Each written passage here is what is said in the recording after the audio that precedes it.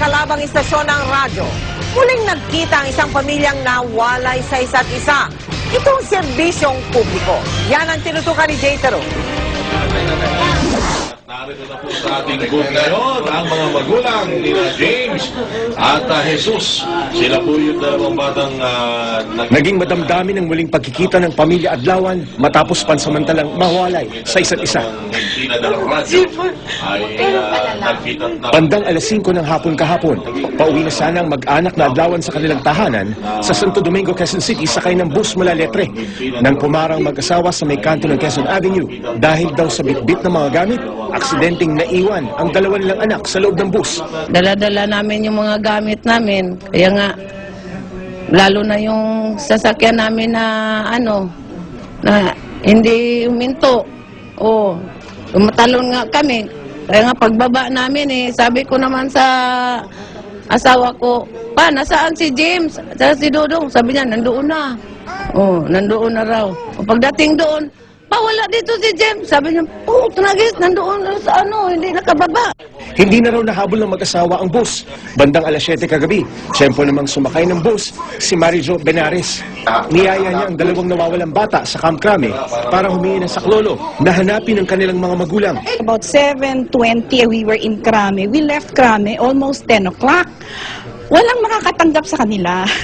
Siguro God's will talaga, walang makakatanggap sa kanila kasi for some reason, yung women and child, something like that division, the ones in charge were out and nobody could take care. Kinabukasan, naisip ni Benares na lumapit sa himpilan ng radyo sa GMA DZBB sa programang Oro mismo ng batikang broadcaster na si Gani Oro para manawagan. Mang araw pa lamang talaga mula sa Bohol. At ang mag-asawang Adlawan, nagkataon namang nananawagan sa himpilan ng radyo ng DZMM ng mga oras na iyon. Yung dalawang anak nyo, nasa Kapuso! Kayo ho ngayon... Sa kauna-unahang pagkakataon, nagiba ang pader ng kompetisyon sa pagitan ng dalawang magkalaban na istasyon nang ibabaw ang pagnanais na makatulong sa kapwa. Ano magtutulungan ang Kapuso at pamilya? Natagpo na po ang inyong anak! Natagpo na po ang inyong anak! Public service naman tayo pag ganyan, wala namang kompetensya, di ba? So unang nai-on-dare ito sa atin dito sa DCWB na prioritize talaga namin na maisalang kaagad. Sabi ko, emergency, yung situation, tumatakbo na sigurado naghahanap yung mga magulang. Kaya isinalang ko kaagad sila first time ng programa natin. May mga nakikinig sa atin, may nakikinig sa inyo, may nakikinig sa amin. Sinabi, alam nyo ba na yung bata ang hinahanap ay nasa Double B at yung mga magulang na dito nga sa DZMM. So, malaking bagay ito. Kaya umpisa pa lang kaninang umaga, talagang nararamdaman ko yung hirap at saka talaga naman sabi ko, Nay, huwag kayong aalis. At gagawa tayo ng paraan para mapagtagpo kayo. Sa tulong ni Benares at ng dalawang magkalabang istasyon, muling nabuo ang isang pamilyang pansamantalang nagkahiwalay. Larangan ng public service kasi, walang kompetensya. Walang naglalabang mga istasyon. Basta't magkakatulungan gagawin natin.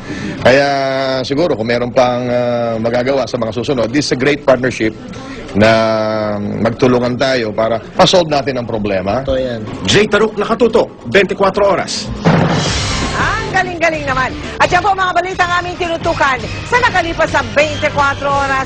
Maraming salamat sa inyong pagtitiwala. Sa ngalan ni na Mike Enriquez, Ivan Mayrina at welcome back, Pia Guanyo. Mula sa tahanan ng katotohanan, ako po si Mel Tiangco.